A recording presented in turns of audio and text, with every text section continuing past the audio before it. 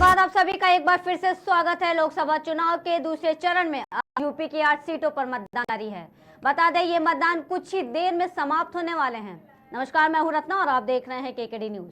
बता दें अमरोहा, मेरठ, बागपत, गाजियाबाद, गौतम बुद्ध नगर, बुलंदशहर, अलीगढ़ और मथुरा में सुबह 7 बजे से शाम 6 बजे तक वोट पड़ रहे हैं।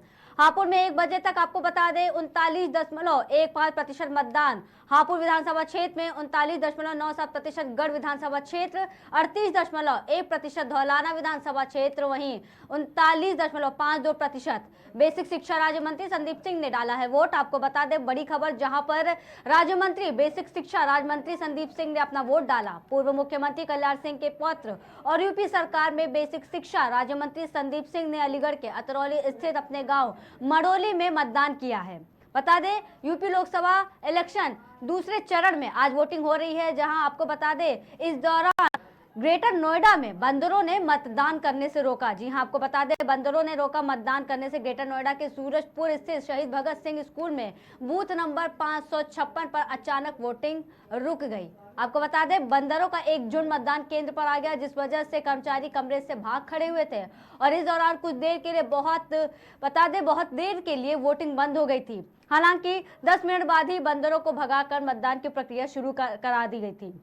इसके अलावा आपको बता दें कि कई जगहों पर ईवीएम मशीन की खराबी होने की भी बात सामने आई थी और मौके पर पुलिस प्रशासन ने सुरक्षा व्यवस्था के अंजाम बताते सारे इंतजामों को देखा और लगे हाथ सारी व्यवस्था कराई गई है। बता दें कि कुछ ही क्षणों में मतदान की प्रक्रिया समाप्त होने वाली है और इस वक्त हमारे साथ हमारे संवाददाता जुड़ चुके हैं मध्य प्रदेश के सतना से श्रीधर, और आपको बता दें हमारे साथ जुड़ चुके हैं एक और संवाददाता है। उससे पहले आपको एक बड़ी खबर की ओर ले चलते हैं।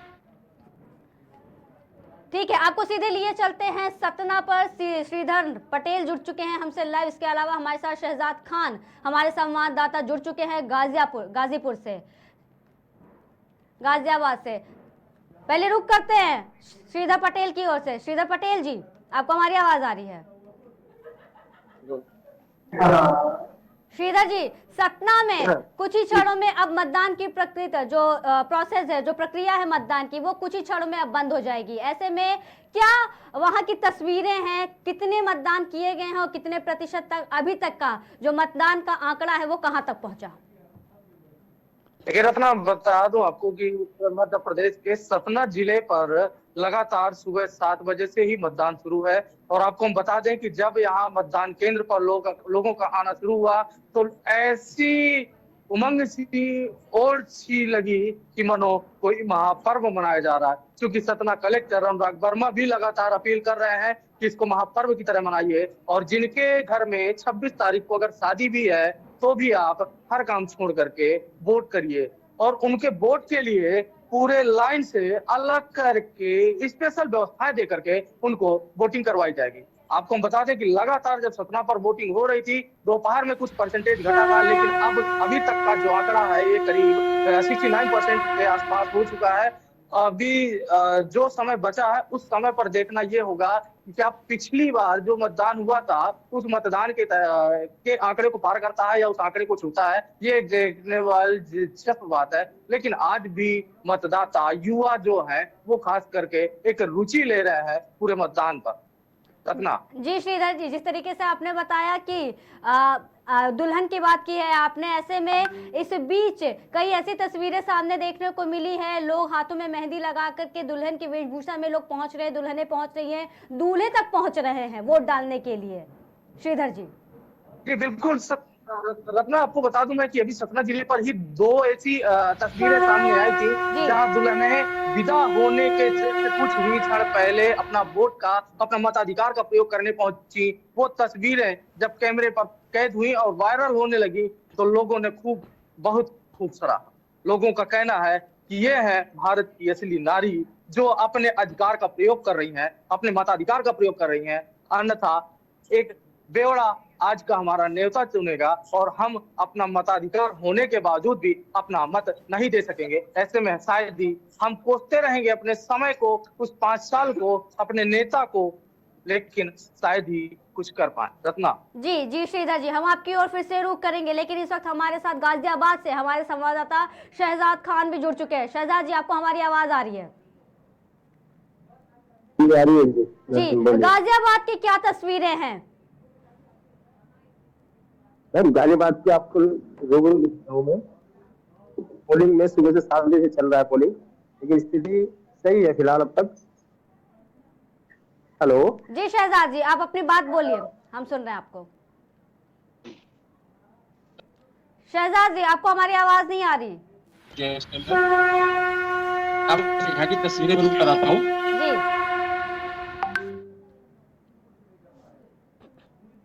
पोलिंग की स्थिति है इस टाइम। हेलो। जी शहजाद जी, हम आपको सुन पा रहे हैं। आप गाजियाबाद की तस्वीरें दिखाइए। क्या वहां पे हेलो। मतदाता, जी अभी कितने मतदाता वहां पर हैं? क्या गति है, क्या गति धीमी थी, और अभी किस तरीके से वहां पे वोटिंग की प्रक्रिया की जा रही है, क्योंकि कुछ ही क्षणों में ये वोटिंग प्रक्रिया समाप्त हो जाएगी। शहजाद जी। जी मैम। हाँ जी मैम। जी मैम, यहाँ पे वोटिंग इस टाइम अच्छी चल रही है।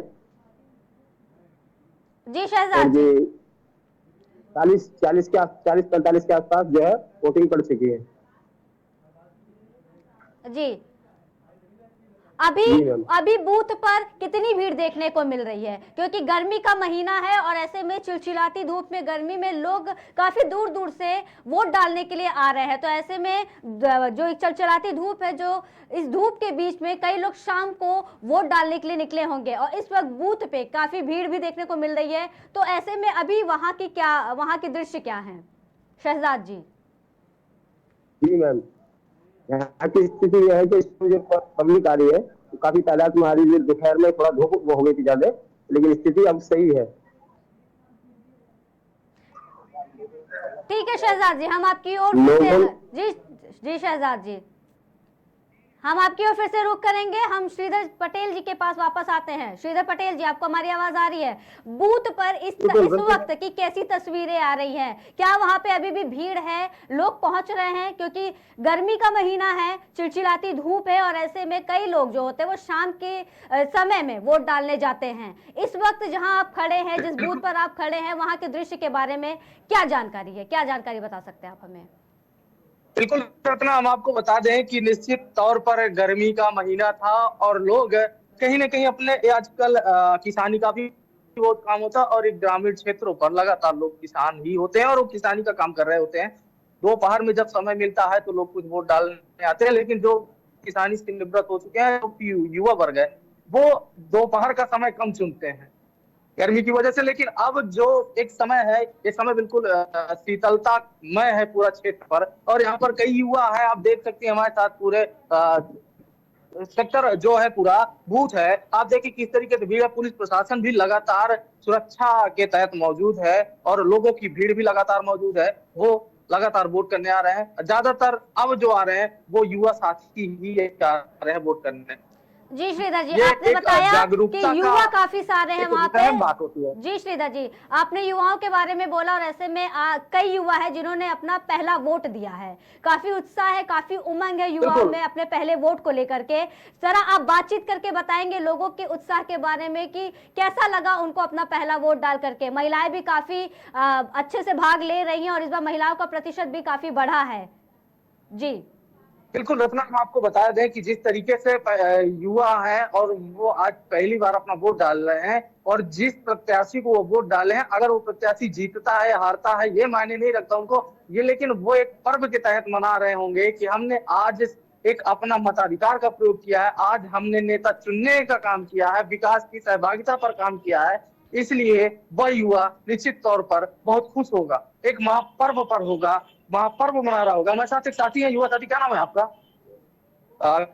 क्या लगता है आपको जब आप वोट डालने आते हैं, ऐसा पर्व जैसा महसूस हो रहा है क्या? जी। किन मुद्दों को लेकर के वोट कर रहे हैं आप? विकास के लिए। अच्छा, ये निश्चित तौर पर एक ग्रामीण एरिया है, शायद ही कैमरे को देख करके कुछ लोग बोलना पसंद कम करते हैं, लेकिन आपको हम बता दें कि लोग जब बात करते हैं विकास की तो निश्चित तौर पर किसी एक नेता को इंगित करते हैं, किसी एक पार्टी को ही इंगित करते हैं। जी श्रीधर जी, जी श्रीधर जी, लेकिन इस बार जो युवा हैं उन्हें पता है कि उनके अधिकार क्या है, उन्हें पता है कि उनको अपनी सरकार से क्या कुछ चाहिए। तो ऐसे में जो युवा है है, जो नई पीढ़ी है, वो क्या सोचकर वोट देने आए हैं और वो क्या चाहते हैं कि जो सरकार वो चुनने वाले हैं या जिस सरकार को वो बनते हुए देखना चाहते हैं, उनसे किस तरीके की उम्मीदें हैं? श्रीधर जी।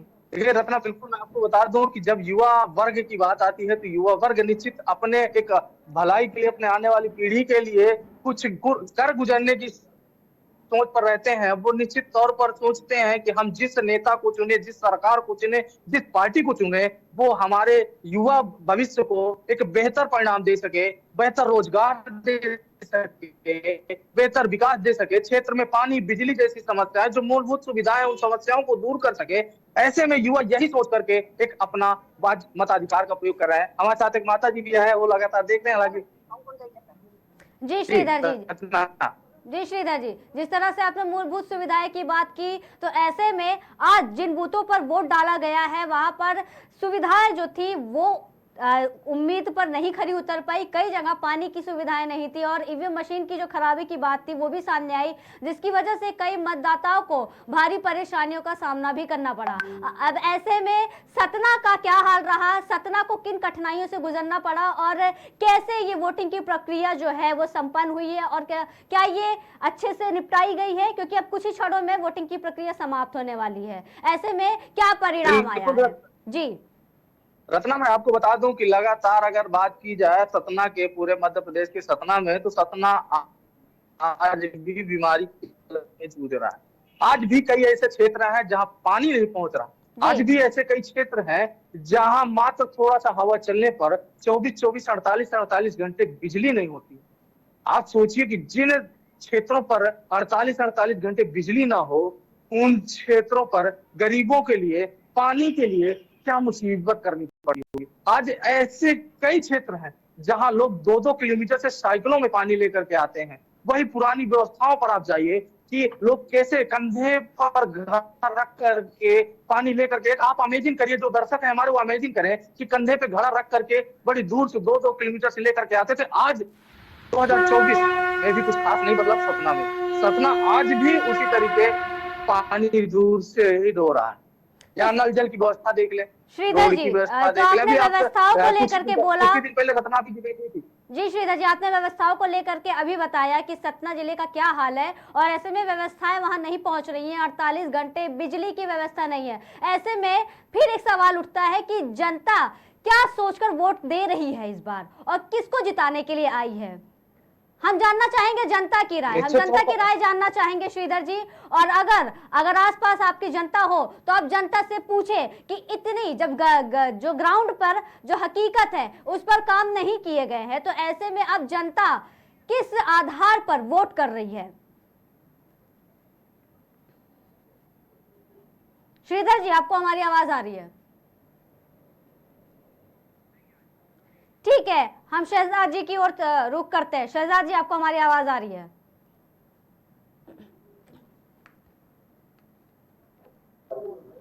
हेलो शहजाद जी, आपको हमारी आवाज आ रही है? जी मैम, बताइए। जी शहजाद जी, गाजियाबाद में क्या तस्वीरें सामने आ रही हैं?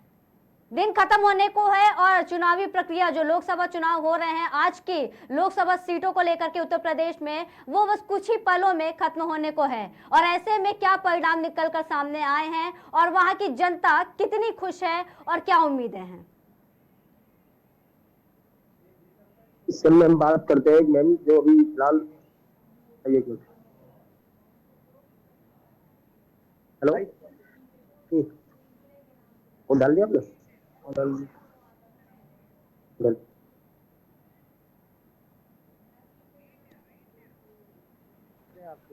तो इस वक्त हमारे साथ हमारे दो संवाददाता जुड़े थे, शहजाद खान जी गाजियाबाद से और सतना से हमारे साथ श्रीधर पटेल जी जुड़े हुए थे, जिन्होंने बताया कि दोनों ही जगहों पर मतदाता क्या सोचकर वोट दे रहे थे। और आपको बता दें कि अब मतदान समाप्त होने वाले हैं और आज जहां जहां जिन जगहों पे मतदान हुए हैं वहां वहां जनता का क्या रुझान रहा है। आपको बता दें कि इस बीच काफी जगह पर मुश्किलें भी आई, जहां ईवीएम मशीनों का खराबी होना बताया गया है। वहीं पर कई जगहों पर व्यवस्थाओं को लेकर के भी सवाल खड़े किए गए थे, जहां जो आम वोटर्स थे, जो आम जनता थे, जो अपना मत इस्तेमाल करने के लिए आए थे, गर्मी में धूप में खड़े होकर के वो अपनी बारी का इंतजार कर रहे थे, उनके लिए ठंडे शुद्ध पेयजल, पानी पीने का कोई इंतजाम नहीं था, छाया की कोई इंतजाम नहीं थी। और इस बीच कई जगहों पर मारपीट की भी बातें सामने आई हैं। ईवीएम में खराब मशीनों की वजह से जो मतदाता थे उनको भी भारी परेशानियों का सामना करना पड़ा। तो ये थे, अभी आपको हमने तस्वीरें दिखाई